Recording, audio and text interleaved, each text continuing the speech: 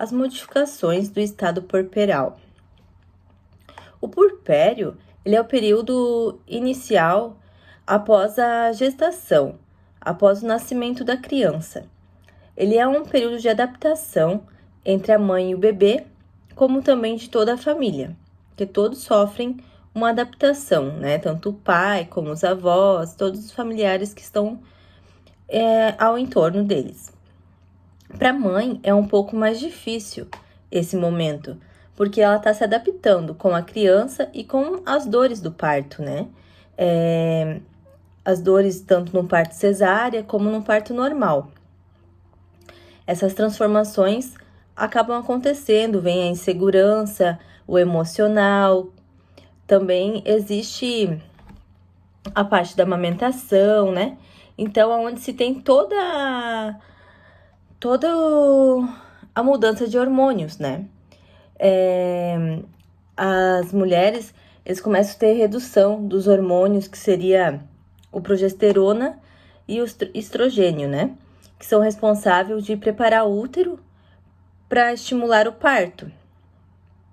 E assim, tendo as glândulas mamárias, os crescimento durante a gravidez, para se poder fazer o aleitamento materno, né? E com isso, ele acaba colaborando com o quadro emocional, né, da mãe. Então, começa a vir a irritabilidade, pensamentos tristes, até algumas vezes depressão pós-parto. O humor tende a estar depressivo, tanto conhecido como blues, né, que seria um humor levemente triste, sensível, que não é de depressão. Mas se a puerpéria não tiver apoio dos familiares, isso pode piorar. Pois que é uma mudança bruta, né? Uma coisa muito rápida. Tem um bebê na barriga, 9 meses, a pessoa... Enquanto tá na tua barriga, a gente vai vivendo aquele momento que tu ainda pode fazer tudo o que tu quer, a hora que você quer, né? Claro, tem algumas restrições, mas, assim, não é total como quando se tem um bebê. Então, quando se tem a criança, já muda totalmente a rotina da mãe, né? Às vezes a gente até... Eu falo a gente porque passei por isso, né? Então tem aquele pensamento de que sabe que vai mudar a vida, mas na hora que isso acontece, vê a diferença, né? Como a vida mudou, não era bem como se imaginava.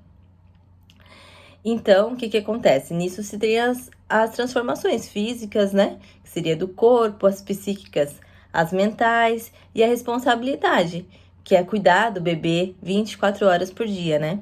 Que só uma mãe pode fazer. Muitas coisas só uma mãe pode fazer, né? Então, como a amamentação. Então, isso vai associando a falta de sono, a incapacidade de cuidar adequadamente da criança, nunca se sabe qual é a forma certa, porque não sabe porque a criança está chorando, né? Então, pode ser trágico às vezes. Algumas mães, elas têm o pensamento, nesse momento que ela tá passando puerperal, né? Ela tem... Felizmente são poucas as mães, mas algumas têm, essas poucas têm alguns pensamentos de até matar o bebê, o que é chamado de psicose puerperal, né? E eu posso dizer que eu mesma passei por isso na maternidade, em menos de 24 horas que eu tive minha filha. Eu tive ela um dia à noite, uma quarta-feira à noite, eram 23 horas da noite, mais ou menos. E eu passei só uma noite na maternidade, mas aquela noite que eu passei, eu tive esse momento do puerpério, assim. Vinha uma voz na minha mente que, tipo, algumas pessoas já tinham me comentado, poucas, mas tinham, sobre isso. Mas nunca imaginei passar por isso, até porque nunca tive quadros de depressão, nunca nada. Então, assim, teve uma voz na minha cabeça, tipo, minha filha tava chorando, não queria mamar direito e tal, né? Ainda, imagina, menos de 24 horas com ela, não sabia nada. E meu marido foi passar a noite comigo. Então, nesse momento, vinha a voz na minha mente, assim, tipo, ai, por que tu não mata essa criança? O que tu fez com a tua vida? Tu era totalmente dependente, fazia tudo da hora que tu queria. Assim, parecia uma coisa dentro do meu ouvido, assim, que ficava falando isso o tempo todo pra mim. E eu falei pro meu marido, olha, fica com a Vitória no colo, porque essa noite que não tá bem pra mim, tem uma voz falando isso pra mim, e eu não quero, né, fazer nada, eu quero rezar, mas, meu Deus, tira de perto de mim, porque eu tô com medo, porque eu nunca tinha passado por aquilo ali. Então, eu comecei a rezar. Comecei a rezar, rezar, rezar. E pedi pra Deus pra que tirasse aquilo de mim, que eu sabia que aquilo ali não era certo, que, né, que era aquilo, que eu nunca tinha passado por isso ali antes. Eu fiquei, assim, tipo, em choque, sabe? Realmente. Mas graças a Deus, assim, eu rezei naquele momento, pedi pra que Deus tirasse isso de mim e consegui. Então, acredito que tem muitas mães que depois eu comentando, assim, teve pessoas da minha família, assim, que comentaram que passaram por isso também e, tipo, passaram isso numa segunda gestação, nem foi numa primeira, sabe? A segunda gestação também tiveram isso. Então, é algo que a pessoa já sabia como o que iria acontecer, né? No momento que o filho nasce, tu já sabe o que tu precisa cuidar da criança, o que tu vai passar, mas mesmo assim a pessoa teve. Então a gente vê que esse estado emocional, psíquico afeta bastante. Então, né, tendo todas essas transformações hormonais e psicológicas, tem as mudanças físicas ainda, né? Que é o primeiro desafio da mãe, né? Quando nasce a criança, que é a amamentação, como já comentado, né? Que é a produção do leite no organismo, pode levar de 48 horas, às vezes 72, para vir o leite. Se for uma cesariana, né? Demora um pouquinho mais. Então é preciso ter paciência e muitas vezes a mãe fica estressada, né? Pensa que tá sendo impotente, então passa por isso. Então, amamentar, a gente se aprende, a gente tem que aprender, tem, né, tempo, paciência, às vezes demora mais de uma semana, assim, pra tu conseguir fazer certo, que a criança faça a pega correta do peito, né? Porque como já estudado ali na escola, no último estágio, né? A gente vê que a amamentação é uma coisa que as mães não se preocupam enquanto tá gestando, né? Tá gestante, porque a mãe geralmente se preocupa com outras coisas, né? Então, se preocupa com a gestação, com a vida da criança, com o quarto, com fotos, com viver aquele momento da gestação e esquece de cuidar ou de estudar sobre o pós, né? Sobre a amamentação, sobre esses estados puerperais que tem. Então, assim, a gente não pesquisa isso. E isso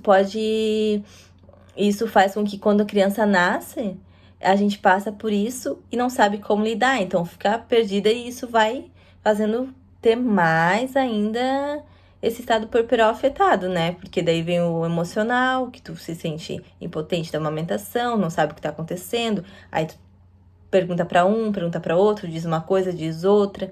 E isso é uma fase difícil também, né? Porque daí vem a inflamação da mama, né? Que seria a mastite.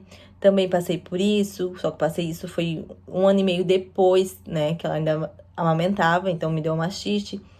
Mas daí foi onde eu cessei a amamentação. Mas assim, o início da amamentação para mim também foi muito difícil, né? A pega correta eu não sabia fazer, então no começo nem sabia que existia forma correta, não, achava que era só colocar a criança ali que ela ia mamar, né? Então, depois que depois que a criança já tava ali, já tava sofrendo, com o peito, o bico do peito ali todo sangrando em pedaços, comecei a pesquisar e vi que a forma correta de se amamentar, né? Mas antes a gente não pesquisa. Então, acaba passando por isso, que também é um momento que afeta bastante. Então, o que mais que acontece? O corpo da mãe abrigou o feto ali, né? Aquela criança. Então, ele vai se transformando outra vez, agora para voltar da forma que ele era antes, né? Aos padrões anteriores da gravidez. E os níveis de hormônios se alteram bastante, o útero começa a diminuir, a descamação que reveste a parte interna do útero, né, durante a gravidez, e consequentemente vem o sangramento vaginal logo após o parto, as mamas aumentam, tem a produção do leite, podem ocorrer problemas no trato urinário também, às vezes. No caso de mães de primeira viagem, essa fase tende a ser ainda mais marcante devido à enxurrada de sensações e novidades simultâneas, né? Então, aqui eu acabei pegando algumas coisas sobre puerpério imediato, que seria do primeiro ao 10º dia, e algumas mudanças que se tem nesse período, que são os primeiros 10 dias após o nascimento do bebê, por parto vaginal ou via cesariana. Tem o início com a expulsão da placenta. Imediatamente depois do parto, a mãe perde em média de 5 a 6 quilos. A diminuição do peso continua conforme ela vai amamentando, né? E a dieta também que vai fazendo, do que está se alimentando. Nas primeiras horas, é recomendado que o paciente se levante, caminhe, conforme prescrição médica, né? E isso vai ajudando a não dar trombose, auxilia no fluxo intestinal também. Algumas gestantes desenvolvem anemia, então esse quadro às vezes melhora já logo após a gestação. Começa uma série de alterações hormonais, incluindo a produção de ocitocina, estimulada pela amamentação. A ocitocina é conhecida popularmente como o hormônio do amor, que auxilia na criação do vínculo entre a mãe e o filho. Por até 5 dias, em média, o leite que alimenta o bebê é o colostro. O líquido aparece mais ralo, mas não é menos nutritivo por isso, do que o leite que sairia das mamas depois, né? Que é um leite mais branco, que daí a gente pensa, até então, geralmente as mães pensam que o colostro não é leite, né? E é o leite, um dos leites mais ricos que tem. Rico em anticorpos, o colostro é importante para fortalecer a imunidade do recém-nascido e em seguida começa a descer o leite mais branco e gorduroso, também fundamental para a aumentação das defesas da criança contra bactérias causadas de infecções, né? Ocorre o sangramento semelhante à menstruação, que pode ser fluxo bastante intenso. Esse sangue resulta na descamação que reveste a parede interna do útero. O sangramento vai mudando de cor com o avançar dos dias. Nos primeiros dias ou 3, o sangue começa, é um vermelho mais intenso, depois já vai ficando mais amarelado. Depois de 10 dias, o sangue vai clareando mais. A mãe precisa de cuidado hospitalar nos primeiros dias. Na maioria das vezes, a evolução do quadro é tranquila, mas nos casos de que acontece algum sangramento mais forte, uma hemorragia, alguma coisa, se faz a medicação ou até mesmo um procedimento de curetragem, né? Do 10º ao 45º dia, se tem o puerpério tardio, que se tem algumas alterações também, que são a alteração hormonal, que continua em andamento. O aleitamento protege a puerpéria contra o câncer de mama e doenças coronárias. Quando o bebê tem dificuldade para pegar o peito, a mãe pode sofrer com pequenas feridas no mamilo, que pode ou deve por conta ser porta de entrada por bactérias que provocam infecções no ductos mamários, né? Na gravidez, o sistema urinário costuma ser afetado, a bexiga pode ficar super estendida e a mulher urina com mais frequência. Depois do parto, a mulher pode ter incontinência urinária. E depois se tem o puerpério remoto, a partir do 45º dia, que seria a duração das etapas, imprecisível, dependendo da amamentação. Mães que oferecem exclusivamente o peito pode não menstruar por mais ou menos 1 ano. Quem não amamenta menstrua outra vez em um prazo de cerca de 6 a 8 semanas. E mulheres que não praticam a amamentação exclusiva têm um retorno da ovulação e da menstruação antecipados, podendo engravidar. Mães que não podem ou não querem amamentar desde o parto, elas não ovulam. Então, menstruam nos primeiros 42 dias de puerpério. Então, seria essas as mudanças que a mãe encontra no estado puerperal, né? Que seria bastante o físico, no corpo, né? Que teu corpo tá voltando da forma que era antes. E também os teus órgãos, né? Os órgãos estão desinchando. E o emocional e o psíquico, né? Então, seriam essas as modificações.